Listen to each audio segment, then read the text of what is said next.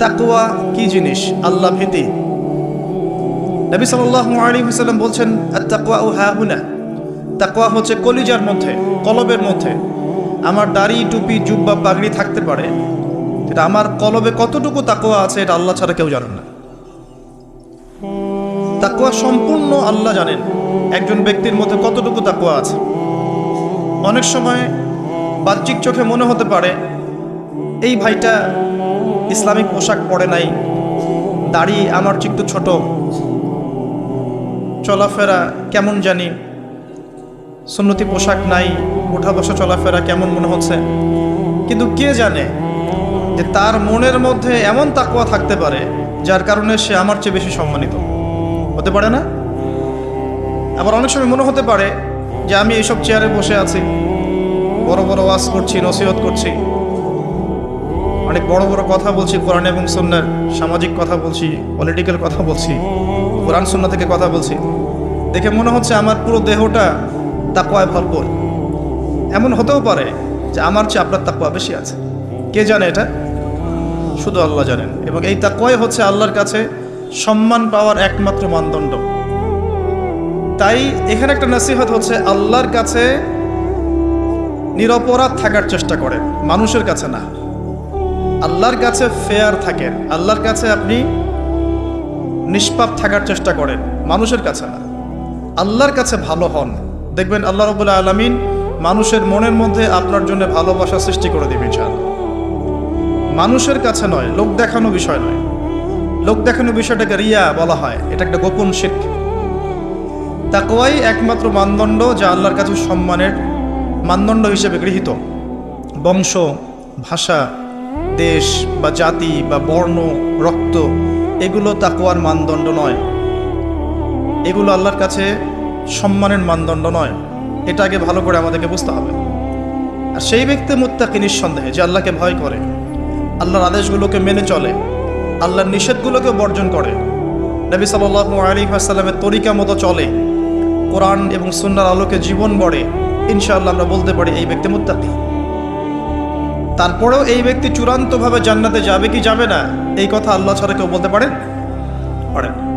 আসেন, উমর রাদিয়াল্লাহু আনহু একজন সাহাবীকে বলছেন, আপনি কি আমাকে বলতে পারেন তাকওয়া কাকে বলে?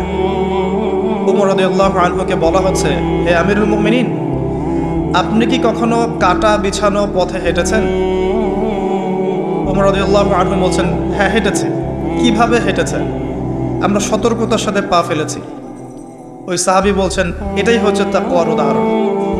জীবনে চলার পথে আপনার সামনে শিরিকের টোপ থাকতে পারে, বেদায়াতের টোপ থাকতে পারে, হারাম রিজিকের টোপ থাকতে পারে, জেনার টোপ থাকতে পারে, সুদের টোপ থাকতে পারে, অনেক রকম টোপ কাটা আপনার পথে থাকতে পারে। কিন্তু আপনি এগুলো বেছে বেছে চলছেন, বেছে বেছে পা ফেলছেন এবং জান্নাত আপনার গন্তব্যের দিকে এগিয়ে যাচ্ছেন। এটার নাম হচ্ছে তাকওয়া। আল্লাহ পাক রমাদান মাসে সওম ফরজ করেছেন তাকওয়া অবলম্বন করার জন্য। কিন্তু বাস্তবতা হচ্ছে, আমরা দেখি রমজান মাসে অনেকেই নামাজ পড়ে না, রোজা রাখে, তারাবির নামাজ পড়তে আসে, 5 ওয়াক্ত নামাজ মসজিদে এসে পড়তে চায় না। রমাদান মাসে অনেক মা বোনকে দেখা যায় পর্দা না করেই বেহায়ার মতো হাটবাজারে ঘোরাফেরা করছে। রমজান মাসে দেখা যায় আমরা অনেক সুদের লেনদেনের সাথে সম্পৃক্ত থাকি। রমাদান মাসেও আমরা ঘুষ খাই, রমাদান মাসেও আমরা দুর্নীতি করি। রমজান মাসেও দেখা যায় আমরা এই যে অশ্লীল মুভিসগুলো, টিভি, তারপরে থিয়েটার, আপনার ফ্যাশন শো, আপনার পর্নোগ্রাফি, সিরিয়াল, এগুলো অনেকে দেখি। রমজান মাসেও আমরা এই কাজগুলো করি। রমজান মাসে অনেক হোটেলে দেখা যায় পর্দা টাঙানো আছে, ভিতরে খাবার খাওয়া হচ্ছে। রমজান মাসে অনেক কিছু দেখা যায় যেগুলো আসলে তাকওয়ার খেলাফ।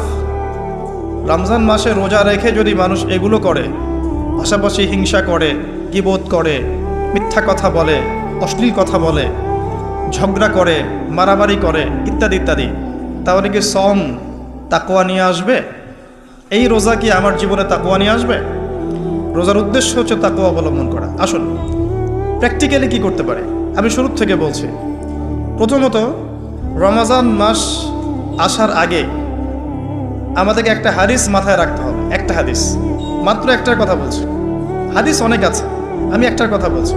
নবী সাল্লাল্লাহু আলাইহি ওয়াসাল্লাম বলেছেন, যে ব্যক্তি রমজান মাসকে পেল, যে ব্যক্তি রমজান মাসকে পেল কিন্তু তার গুনাহ মাফ করাতে পারলো না, সেই ব্যক্তি ধ্বংস হোক। এই কথাটা মাথায় রাখবো আমরা।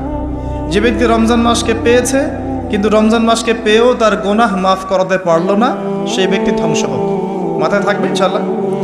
আরেকটা হাদিস, আল্লাহ রাব্বুল আলামিন তার রাসূলকে বলছেন আমাদেরকে জানিয়ে দেওয়ার জন্যে, যে ব্যক্তি রমজান মাসে ঈমানের সাথে সওয়াবের আশায় সবগুলো সওম রাখবে, সবগুলো রোজা রাখবে, আল্লাহ পাক তার বিগত জীবনের সমস্ত পাপ মাফ করে দেবে।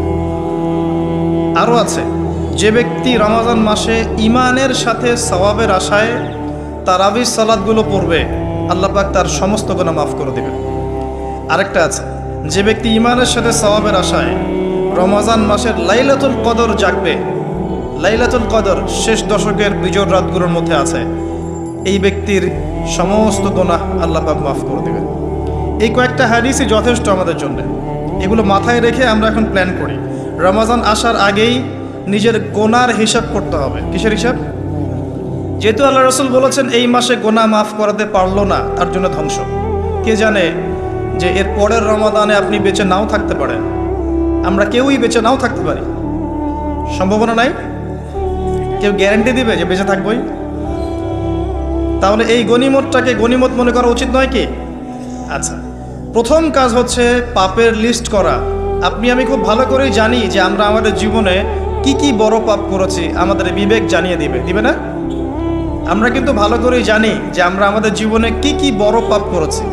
কত বছর নামাজ পড়িনি, কত বছর রোজা রাখি নাই, কত বছর যাকাত দেই নাই, কার কার ক্ষতি করেছি, কার কার উপর জুলুম করেছি, কয়বার জেনা করেছি, কয়টা মেয়ের সাথে সম্পর্ক করেছি, কতদিন বেপর্দায় চলেছি, বয়ফ্রেন্ডের সাথে কোথায় কোথায় ঘুরেছি, বয়ফ্রেন্ডের সাথে কি কি করেছি। এখন তো গার্লফ্রেন্ডও কি কি করে, তাই না ভাই? সুবহানাল্লাহ। আর কিসের জন্য অপেক্ষা করছেন? কিয়ামতের জন্য আর কোন নিদর্শনের জন্য অপেক্ষা করছেন? তবে এর পরে একটা সময় আসবে যখন মানুষ ছেলে ছেলে আর মেয়ে মেয়ে বিয়ে করবে। এটা এই ধাপটা পার করে আরেকটা ধাপে যাবে, সেটা হচ্ছে মানুষ জন্তু জানোয়ারের সাথে জেনা করবে। বিশ্বাস করলেন না? অপেক্ষা করতে থাকেন। যখন এটাও দেখবেন তখন আমার কথা মনে করে, ভাই কথাটা বলছিল আগেই, মানুষ জন্তু জানোয়ারের সাথেও জেনা করবে। ছেলে ছেলেকে বিয়ে করছে না, মেয়ে মেয়েকে বিয়ে করছে না, এবং এটাকে প্রমোট করা হচ্ছে এমনভাবে যে এটা একটা ভালো জিনিস, সেটা একটা ব্যক্তি স্বাধীনতা, মানুষ চাইলে করতেই পারে। কয়দিন পরে দেখবেন মানুষ জন্তু জানোয়ারের সাথেও জেনা করবে।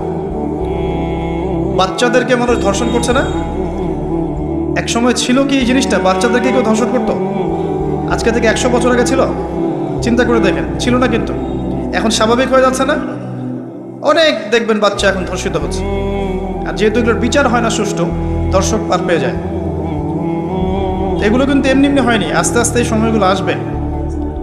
যাই হোক, আমরা আমাদের ঈমান আমল হেফাজত করি, আমাদের পরিবারটাকে হেফাজত করি, আল্লাহ পাক তৌফিক দান করুন। তো যেটা বলছিলাম, আমরা কিন্তু জানি খুব ভালো করি যে আমরা কি কি পাপ করেছি। এই পাপগুলোকে একটু খাতার মধ্যে লিস্ট করতে হবে। পারবেন? নিজের বড় বড় পাপগুলোকে খাতায় লিস্ট করতে পারবেন? পারা যাবে ইনশাআল্লাহ। ছোটোখাটো পাপের কথা বাদ দেন। ছোটোখাটো পাপ আল্লাহ পাক অজু করলে মাফ করে দেন। অজু করলে পাপ মাফ হয়ে যায়। নামাজের জন্য হেঁটে যাচ্ছেন, পাপ মাফ হয়ে যায়। আপনি এই যে আপনার পায়ের মধ্যে একটা কাটা ফুটেছে, পাপ মাফ হয়ে গেছে। আপনি জ্বর আসছে, আপনার গুনাহ মাফ হয়ে যাচ্ছে। আপনি মুসাফা করছেন আমার সাথে, আপনার গুনাহ ঝরে যাচ্ছে, আমার গুনাহও ঝরে যাচ্ছে। ছোটোখাটো পাপ মাফের অসংখ্য পদ্ধতি আছে, আল্লাহ পাক দিয়ে দিয়েছেন আমাদেরকে। কিন্তু কবিরা গুনাহ, বড় বড় কবিরা গুনাহ খাঁটি তওবা করা ছাড়া মাফ হবে না। আমি কি বোঝাতে পারছি? কবিরা গুনাহ খাঁটি তওবা না করলে মাফ হবে না। এই রমাজানে আমাদের কবিরা গুনার লিস্ট আমাদেরকে করতে হবে, নিজের আমলনামার লিস্ট নিজেকে করতে হবে। এবং রমাজানে রোজা রেখে সওমরত অবস্থায় আল্লাহকে বলতে হবে, আল্লাহ আমি অমুক পাপ করেছিলাম, আমাকে মাফ করে দাও। আল্লাহ আমি অমুক পাপ করেছি, আমাকে মাফ করে দাও। আল্লাহ আমি অমুক পাপ করেছি, আমাকে মাফ করে দাও। পারা যাবে ইনশাআল্লাহ? আল্লাহর জন্য এক মুহূর্তের ব্যাপার। আল্লাহ পাক আপনার সমস্ত পাপকে নেকি দিয়ে পরিবর্তন করে দিবেন ইনশাআল্লাহ। যদি মুখলেসভাবে আপনি তওবা করতে পারেন। আরেকটা বিষয় থেকে যায়, সেটা হলো মানুষের সাথে জড়িত হক। অনেক সময় দেখা যায় কাউকে গালি দিয়েছে, কাউকে অপবাদ দিয়েছে, কারো সম্মানহানি করেছে, কাউকে মিথ্যা অপবাদ দিয়েছে, কারো প্রতি হিংসা করেছে, বিদ্বেষ রেখেছে, কারো সম্পদ আত্মসাৎ করেছে, কারো জিনিস চুরি করেছে, ছিনতাই করেছে বা ডাকাতি করেছে, বা কারো সম্পদ আত্মসাৎ করে নিজের পেটে ভরেছে, প্রতিবেশীর জমি মেরে দিয়েছে, ওই দুই প্রতিবেশী চাষের জমি জোর করে জবরদখল করেছে। এক কথায় মানুষের সম্মান জান মালের সাথে জড়িত যে পাপ, এই পাপ আল্লাহর কাছে মাফ হবে না। কাবা ঘরের গেলাফ ধরে কানলেও আপনি আমাকে যে মিথ্যা অপবাদটা দিয়েছেন এটা মাফ হবে না যতক্ষণ না আমি মাফ করছি। কথা কি বুঝতে পারছেন? মনে করেন আপনি আমাকে মিথ্যা একটা অপবাদ দিয়েছেন এবং ধুয়ে রেখে দিয়েছেন একদম মিথ্যা অপবাদ দিয়ে, যতক্ষণ আমি আপনাকে মাফ না করছি, কাবা ঘরে গিয়ে গেলাফ ধরে কান্নাকাটি করলো, এই পাপ মাফ হবে না ইনশাআল্লাহ। এই অবস্থায় মৌত হলে কি হবে? পরকালে দেখবেন আমি দাঁড়িয়ে আছি আপনার জন্য, আপনার হিসেব হচ্ছে, হিসেব শেষ। আপনি সালাত, সওম, হজ জাকাতে নেকি নিয়ে উঠেছেন, কিন্তু দেখছেন আমি দাঁড়িয়ে আছি, আমার মতো আরও 10 জন দাঁড়িয়ে আছে। ওই 10 জনকে আপনি গালি দিয়েছিলেন, অপবাদ দিয়েছিলেন, তাদের গীবত করেছিলেন, তাদের সম্পদ বা সম্মানের হানি করেছিলেন। এখন কিয়ামতের মাঠে আপনার নেকি দিয়ে এই ঋণ শোধ করতে হবে, অন্য কোনো অপশন নাই। আর যদি নেকি শেষ হয়ে যায় তখন কি হবে? তখন আমার আমলনামা থেকে কিছু গুনাহ আপনাকে নিতে হবে। আল্লাহ পাক ন্যায় বিচারক। আল্লাহ পাক শুধু গফুর রহিম নন, আল্লাহ পাক শুধু পরম করুণাময় অসীম দয়ালুই নন, বরং তিনি হচ্ছেন ন্যায় বিচারক। ন্যায় বিচারক। একজন ধর্ষক যদি বলে যে আল্লাহ পাক তো গফুর রহিম, আল্লাহ আমাকে মাফ করে দিতে পারেন, তাহলে যাকে ধর্ষণ করলো সে তার উপর জুলুম হবে না? আল্লাহ পাক যদি ধর্ষককে মাফ করে দেন, তাহলে যাকে ধর্ষণ করা হয়েছে ওর প্রতি জুলুম হবে না? কথা বুঝতে পারছেন না? মনে করেন আপনি নাউজুবিল্লাহ কারো সম্পদ আত্মসাৎ করেছেন, এখন আল্লাহ যদি আপনাকে মাফ করে দেন, তাহলে এই যে যার সম্পদ আপনি আত্মসাৎ করেছেন এর উপরে জুলুম করা হচ্ছে না? আল্লাহ পাককে জুলুম করবেন? এক জাররা পরিমাণ করবেন না। কিয়ামতের মাঠে নেকি দিয়ে তার এই ঋণ শোধ করতে হবে, অথবা তার গোনা আপনার কাঁধে নিয়ে জাহান্নামের পথে যেতেও হতে পারে। আল্লাহ পাক হেফাজত করুন। এই জন্যে সবসময় সতর্ক থাকবেন আপনার যারা যেন মানুষের হক নষ্ট না হয়। মানুষ আপনাকে গালি দেখ, থাপ্পড় মারুক, জমি আত্মসাৎ করে ফেলুক, হক নষ্ট করুক, কি করে করুক, আপনি তারটা করতে চান না। যারা করছে আপনি লাভবান। আপনি কেমন করে লাভবান? আপনি অসংখ্য নেকি পাচ্ছেন, আপনি জানছেনও না। যেই আপনার বিরুদ্ধে, মনে করেন আপনি নিষ্পাপ, আপনি মাজলুম, আপনি কোনো অন্যায় করেন নাই, আপনার বিরুদ্ধে জুলুম করা হচ্ছে, অপবাদ দেওয়া হচ্ছে, আপনাকে আন্ডারস্টিমেট করা হচ্ছে, ইত্যাদি ইত্যাদি, আপনি বসে বসে নেকি পাচ্ছেন, বসে বসে নেকি পাচ্ছেন। এবং পরকালে কিয়ামতের মাঠে উঠে দেখবেন অসংখ্য নেকি অটোমেটিক আপনার আমলনামায় চলে আসবে। তখন তারা আফসোস করবে, দুনিয়াতে এই কাজগুলো না করে ভালো কিছু করলে ভালো হতো। যাই হোক, মানুষের সাথে জড়িত পাপ আল্লাহর কাছে মাফ হবে না। এই কারণে এই রমজান মাসে ওই লিস্টের মধ্যে থাকবে আমি কার কার ক্ষতি করেছি, থাকবেই। কিন্তু যতটুকু মনে পড়ে লিখে ফেলবেন, সুযোগ থাকলে সেটা ফেরত দিয়ে দিবেন। যদি সুযোগ না থাকে ক্ষমা চেয়ে নেবেন, যদি সেই সুযোগও না থাকে তার পরিবারের কাছে ক্ষমা চেয়ে নেবেন, যদি সেই সুযোগও না থাকে তার পক্ষ থেকে সদকা করে দিয়ে পারা যাবে ইনশাল্লাহ। সেই সুযোগও নাই, তাহলে হাতটা তুলে তার জন্য দোয়া করবেন, আল্লাহ আমি আমার অমুক ভাইকে মিথ্যা অপবাদ দিয়েছিলাম, আল্লাহ তুমি তাকে মাফ করে দিও। আশা করা যায় আপনার গুনাহ আল্লাহ মাফ করে দিবেন ইনশাআল্লাহ। আসুন, রমজানের প্রথম কাজ এইটা, গুনার লিস্ট করা। একটু ধৈর্য ধরে বসেন। আমি অনেক ক্লান্ত, অনেক লম্বা সফর করে আসছি, এই জন্য আস্তে আস্তে কথা বলছি আর কি।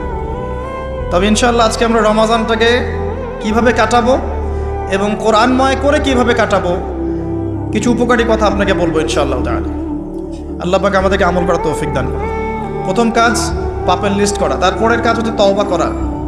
রমজানে আমরা তওবা করব যে আল্লাহ পাক আমি দুনিয়াতে যত পাপ করেছি, জানা অজানা, ছোট বড়, প্রকাশ্য গোপন, যত পাপ করেছি, যা আমি জানি যা আমি জানি না, যা তুমি আমার চেয়ে ভালো জানো, আল্লাহ মাফ করে দাও। পারা যাবে ইনশাআল্লাহ? খালি বলতে হবে আস্তাগফিরুল্লাহাল্লাযী লা ইলাহা ইল্লা হুয়াল হাইয়ুল কাইয়্যুম ওয়া আতুবু ইলাইহি। এটা পড়বেন, অথবা আল্লাহুম্মা আনতা রাব্বি লা ইলাহা ইল্লা আনতা খালাকতানি আনা আবদুক ওয়া আনা আলা আহদিক ওয়া ওয়া'দিকা মাস্তাতা'ত আউযু বিকা মিন শাররি মা সানা'ত আবুউ লাক বিনি'মাতিকা আলাইয়া ওয়া আবুউ বিযানবি ফাগফিরলি ফাইন্নাহু লা ইয়াগফিরু যুনুবা ইল্লা আনতা। পারা যাবে ইনশাআল্লাহ।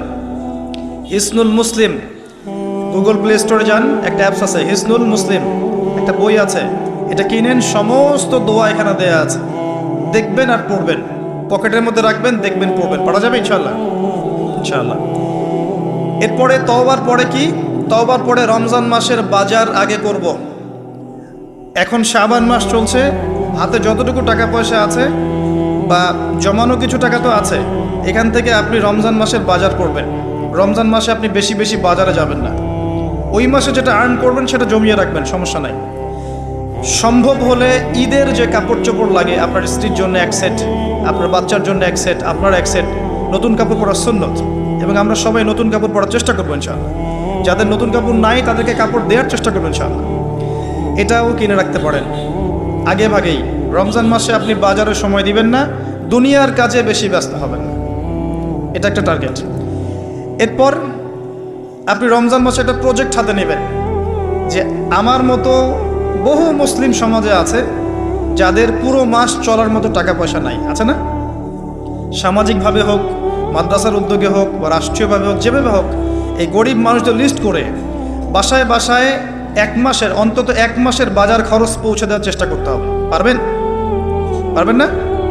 এক মাসের বাজার কত টাকা লাগে? 2000, 3000। নিত্য প্রয়োজনীয় কথা বলছি, সব তো দিতে পারবেন না।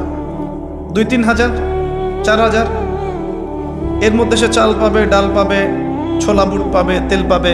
বাই দ্য ওয়ে, তেলের দাম যে এখন কত আমি তো জানি না, আমি অবশ্য বাজারে যাই না, আমি জানি না দাম কত।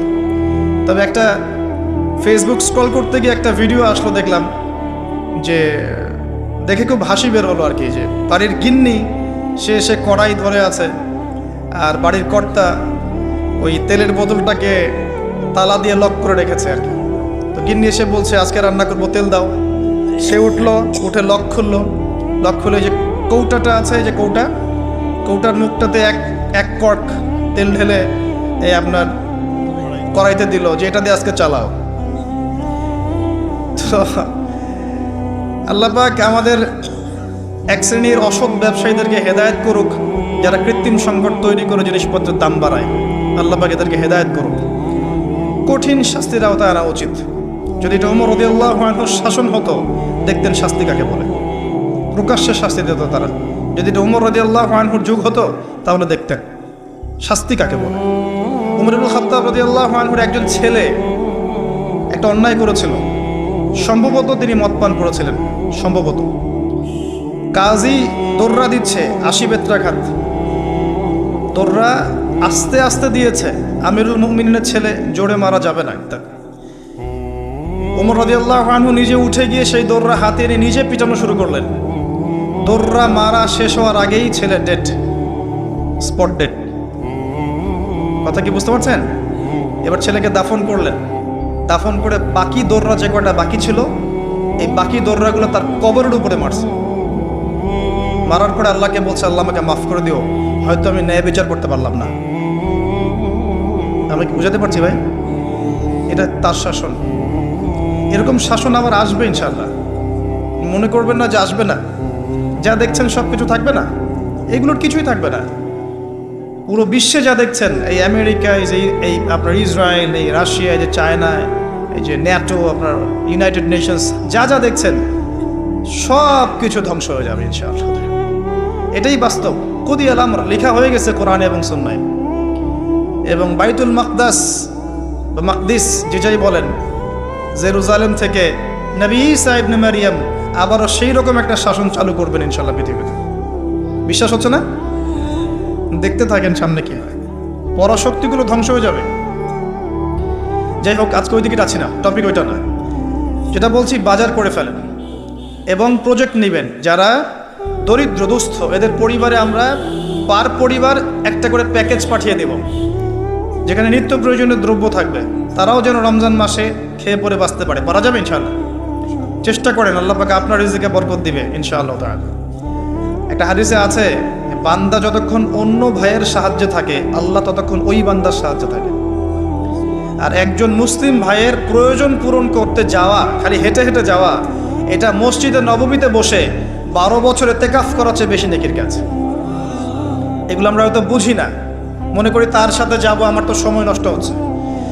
আপনি 12 বছর ইতিকাফের নেকি পাচ্ছেন, তাও যে কোনো মসজিদে না, নববী মসজিদ। সুবহানাল্লাহ। রমজানে আর কি করবেন? কম খাবেন, সেহরি আর ইফতারে বেশি খাবেন না, এবং 2টা তরকারি দিয়ে যদি খাবার হয়ে যায় 10টা তরকারি করার কোনো দরকার নেই। আপনিও দুনিয়ার কাজে বেশি ব্যস্ত হবেন না, বাড়ির মা বোনদেরকেও ব্যস্ত রাখবেন না, তাদেরকেও দিন শেখার সুযোগ দিবেন। রমজান মাসে তারা অল্প রান্না করবে, একবার রান্না করবে, 3 বেলা খেয়ে নেবেন গরম করে।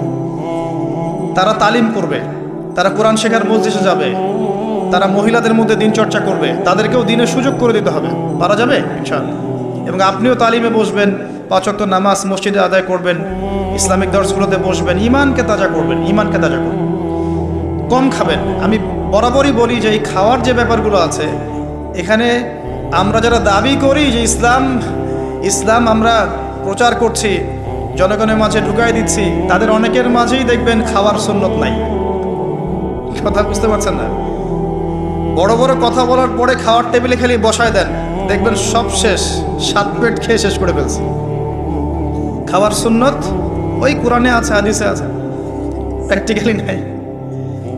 নবীজি কি বলেছেন? খেতে হলে, যদি খেতেই হয় তাহলে 1 ভাগ পেটের 1 ভাগ, আরেক ভাগ পানি, আরেক ভাগ ফাঁকা। এভাবে কয়জন খায় একটু বলেন, হাত তোলেন তো দেখি। এভাবে কয়জন খাওয়া দাওয়া করি আমরা? মাশাআল্লাহ। যারা এভাবে খাওয়া দাওয়া করতে পারে তারা ফিট থাকে, তারা স্ট্রেস নিতে পারে, তারা ফিজিক্যালি ফিট থাকে, ইমিউনিটি সিস্টেম বাড়ে, তাদের ভুঁড়ি হয় না। ভুঁড়িওয়ালা মানুষ আবার রাগ করেন না, আমি ছোট করার জন্য বলছি না, কিন্তু মুসলিমদের ভুঁড়ি থাকা উচিত নয়। ওমর রাদিয়াল্লাহু আনহু যুগে এক ব্যক্তির ভুঁড়ি হয়েছিল অনেক উঁচু, আর ওমর রাদিয়াল্লাহু আনহু রাস্তায় রাস্তায় ঘুরতেন না রাত্রেবেলা। তিনি দেখলেন যে একজন ভুঁড়িওয়ালা ব্যক্তি আসে, তিনি লাঠি দিয়ে গুতা দিয়ে বলেছিলেন যে মা হাদি, এটা কি? সে বলেছিল যে বারাকাতুম মিন ইনদিল্লাহ, আল্লাহর বরকত এটা। তখন ওমর ইবনে খাত্তাব বলেছেন যে এটা বাল আযাব মিন ইনদিল্লাহ, বরং এটা আল্লাহর আযাব, আল্লাহর শাস্তি। এটা হয়ে গেলে তুমি তো নামাজে মনোযোগী হতে পারবে না, অলস হয়ে যাবে। আর আখিরুজ জামান, শেষ জামানার হাদিসগুলোর মধ্যে একটা হাদিস আমি পেয়েছিলাম যে শেষ জামানায় 1 শ্রেণীর মানুষ বের হবে, যারা খুব মেদ ভুঁড়িওয়ালা হবে, ঠেস দিয়ে বসে থাকবে আয়েশ করে, আর বলবে আমি কোরআন মানি, হাদিস মানি না। কথা বুঝতে পারছেন? সব লেখা আছে, নবী সাল্লাল্লাহু আলাইহি ওয়াসাল্লামকে সব দেখানো হয়েছে, একদম নিখুঁতভাবে তিনি সব ব্যাখ্যা করে গেছেন। সুবহানাল্লাহ। ঈসা আলাইহিস সালাম যখন আসবেন, তার যে চুল থেকে টপ টপ করে পানি পড়তে থাকবে, এটাও হাদিসে এসেছে। আর কি জানতে চান? এই যে মাসিহুদ দাজ্জালের কথা বলা হয়, এই দাজ্জালকে যেখানে হত্যা করা হবে সেই জায়গাটাও হাদিসে লেখা আছে, এটা বাবে লুদ নামক জায়গা। বাবে লুদ, এটা ফিলিস্তিনের মধ্যে আছে। কি চাচ্ছেন? সব লেখা আছে। এটাই ইসলাম, যেখানে প্রতিটা বিষয়ের সমাধান আছে, খুঁটিনাটি সব কিছু আছে। আমরা অমুসলিম ভাই বোনদেরকে অনুরোধ করব, জীবনটাকে নিয়ে ভাবুন এবং কোরআন সুন্নাহকে একবার নিরপেক্ষভাবে পড়াশোনা করেন। এরপর যদি আপনার মনে হয় মন থেকে হ্যাঁ কোরআন এবং সুন্নায় সব কিছুর সমাধান আছে, নিঃসন্দেহে এটা এক আল্লাহর পক্ষ থেকে মনোনীত দিন। আর দেরি করবেন না, ইসলাম কবুল করে ফেলুন। আল্লাহ পাক তৌফিক দান। বলা যায় না তাদের দ্বারা আল্লাহ পাক আমাদের চেয়ে অনেক বেশি খেদমত নিতে পারেন। আল্লাহ পাক এটা বলেছেন, ওয়াইন তাতাওয়াল্লাউ, হে মুসলিমরা তোমরা যদি মুখ ফিরিয়ে নাও, আল্লাহর দায়িত্ব পালন না করো, আমানতের খেয়ানত করো, ইস্তাবদিল কওমান গায়রাকুম, আল্লাহ পাক অন্য কওমকে তোমাদের জায়গায় নিয়ে আসবেন, সুম্মা লা ইয়াকুনু আমসালাকুম, তারা তোমাদের মতো অপদার্থ হবে না। আসুন রমজান একটু কম খাওয়ার অভ্যাস করেন, সেহরিতে কম, ইফতারেও কম। এমনভাবে খাবেন না যে মনে হচ্ছে এটা আপনার জীবনের শেষ খাওয়া, এইভাবে খাবেন। এবার সম রেখেছেন, সম রাখা অবস্থায় 5 ওয়াক্ত নামাজ জামাতে পড়তে হবে, প্রথম টার্গেট। পারা যাবে ইনশাল্লাহ? 5 ওয়াক্ত নামাজ জামাতে পড়ব। সরকার বাধা দিবে? প্রশাসন বাধা দিবে? আপনার পরাশক্তির আপনাকে বোম মারবে? কিচ্ছু হবে না। আপনি আপনার দিন পালন করবেন। লাকুম দীনুকুম ওয়ালিয়া দিন, তোমাদের দিন তোমাদের, আমার দিন আমার। আপনি 5 ওয়াক্ত সালাত মসজিদে পড়ার চেষ্টা করবেন ইনশাআল্লাহ তাআলা। আর নামাজ পড়বেন রাসূল সাল্লাল্লাহু আলাইহি ওয়াসাল্লামের তরিকা মোতাবেক, তাড়াহুড়া করে 3G 4G নামাজ, রিল্যাক্সে নামাজ পড়বেন। ঠিক আছে ইনশাআল্লাহ? আসেন, রোজা রেখে আর কি করবেন? বেশি থেকে বেশি আল্লাহর জিকির করবেন। সুবহানাল্লাহ, আলহামদুলিল্লাহ, লা ইলাহা ইল্লাল্লাহ, আল্লাহু আকবার, সুবহানাল্লাহি ওয়া বিহামদিহি, সুবহানাল্লাহিল আযীম, লা ইলাহা ইল্লাল্লাহ ওয়াহদাহু লা শারীকা লাহ, লাহুল মুলকু ওয়া লাহুল হামদু ওয়া হুয়া আলা কুল্লি শাইইন কাদির, লা হাওলা ওয়া লা কুওয়াতা ইল্লা বিল্লাহ ইত্যাদি যত জিকির আছে বেশি থেকে বেশি করবেন। মানুষের সাথে কথা কম বলবেন। অহেতুক চায়ের দোকানে আড্ডা পিটাবেন না, অহেতুক পাবজি নিয়ে পড়ে থাকবেন না, অহেতুক ফেসবুকে স্ক্রল করে সময় নষ্ট করবেন না, অহেতুক ইউটিউবে পড়ে থাকবেন না। আপনি জিকিরে সময় দিবেন, জায়নামাজে বসে থাকবেন, জিকিরে সময় দিবেন। আল্লাহ পাক তৌফিক দান করুন। এবং বেশি থেকে বেশি দোয়া করবেন আল্লাহর কাছে রমজান মাস। দোয়া আপনার নিজের জন্যে, আপনার মা বাবার জন্যে, আপনার মৃত আত্মীয় স্বজনের জন্যে, আপনার ফিউচারের জন্যে, আপনার সন্তানদের জন্যে, আপনার দেশের জন্যে, আপনার জনগণের জন্যে, মুসলিম উম্মার জন্য, সবার জন্য কি করবেন? দোয়া করবেন। দোয়ায় কার্পণ্য করবেন না। আপনি যখন অন্য কোনো মুসলিম ভাইয়ের জন্য দোয়া করছেন, তখন আপনার মাথার কাছে একজন ফেরেশতা থাকবেন, যিনি বলবেন যে তোমার জন্যও তাই হোক, তোমার জন্যও তাই হোক। দোয়া করলে লাভ, আপনার ক্ষতি নাই। আর দোয়া করার উপযুক্ত সময়গুলো খুঁজে খুঁজে বের করবেন। যেমন রোজা রাখা অবস্থায় দোয়া করলে দোয়া কবুল হয়। 2 একামতের মাঝখানে, মানে আজান এবং একামত এর মাঝখানে দোয়া করলে দোয়া কবুল হয়। নামাজের, ফরজ নামাজের পরে দোয়া করলে দোয়া কবুল হয়। সালাম ফিরানোর আগেও দোয়া করলে দোয়া কবুল হয়, দোয়া মাসুরার পরে। এরপরে সেজদারত অবস্থায় দোয়া করলে দোয়া বেশি কবুল হয়। শেষ রাতে দোয়া করলে দোয়া কবুল হয়। বৃষ্টি পড়ছে, এই সময় দোয়া করলে দোয়া কবুল হয়। একটু দান সদকা করেছেন, ভালো কাজ করেছেন, এখন হাত তুলে দোয়া করেন, দোয়া কবুল হয়। অজু করেছেন, এখন হাত তুলে দোয়া করেন, দোয়া কবুল হয়। অনেক জায়গা আছে দোয়া কবুলের, খুঁজে খুঁজে বের করে দোয়া করতে থাকে। দোয়া চাইতে হবে কেন? নিজের দোয়া নিজে করুন। দোয়া চাওয়া ভালো কাজ, এটা কোনো খারাপ কিছু না, কিন্তু নিজের দোয়া নিজে করতে শেখেন। আপনার যা প্রয়োজন আমি কি বুঝতে পারবো? আপনি যদি বলেন ভাই দোয়া করেন, আমি বলতে পারি যে বারাকাল্লাহ ফিক, কিন্তু আপনার কি কি দরকার, আপনার মূল চাহিদা কি কি, আপনাকে নিজের ভাষা আল্লাহর কাছে বলতে হবে। যদি আপনি কোনো মতে আরবিও না জানেন, আরবির কিছুই জানেন না, আমি বলবো আপনি প্রয়োজনে বাংলাতেই আল্লাহর কাছে দোয়া করেন। আল্লাহ পাক সব ভাষা বুঝবেন ইনশাআল্লাহ তাআলা। আল্লাহ পাক কি সব ভাষা বুঝবেন না? ইনশাআল্লাহ তাআলা। বেশি বেশি দোয়া করবেন। রমজান মাসে আরেকটা কাজ করবেন, যাকাত।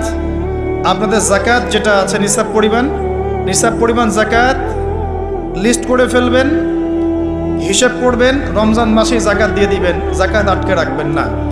যদি যাকাত কেউ অস্বীকার করে, সে আর মুসলিম থাকে না, সে কাফের হয়ে যায়। এটা মনে রাখবেন, যাকাত অস্বীকার করার কোনো সুযোগ নেই। আর অলসতা করে যদি না দেন, এই যাকাত কিয়ামতের মাঠে আল্লাহ পাক এগুলোকে সোনা রূপা পরিণত করবেন, করে গলাবেন, গলিয়ে কপালে, গালে আর পিঠে লেপটে দিবেন, বলেন নাউজুবিল্লাহ। এবং এই যাকাত একটা সাপের আকৃতি নিবে, সাপ, বিষাক্ত সাপ, যেটা গলায় পেঁচানো থাকবে, মাথাটা থাকবে এই কপাল বরাবর। কবরের মধ্যে যখন শোয়ানো হবে, এই কপাল বরাবর এই সাপ ঠকাতে থাকবে, বলবে আমি তোমার সম্পদ, আজকে সাত ভোগ করো। এটা কি আমরা চাচ্ছি? চাচ্ছি না। যাকাত দিয়ে দেন। আর যাকাত ইসলামিক অর্থনীতির ভিত্তি। যাকাত দিলেই গরিবের কাছে আপনার সম্পদ যাবে, তখন সেও খেয়ে পরে বাঁচতে পারবে। এভাবে সাম্য বজায় থাকবে। আল্লাহ আমাদের বোঝার তৌফিক দান। রমজান মাসে একটা কাজ করবেন, সেটা হলো পরিবারকে সময় দিবেন।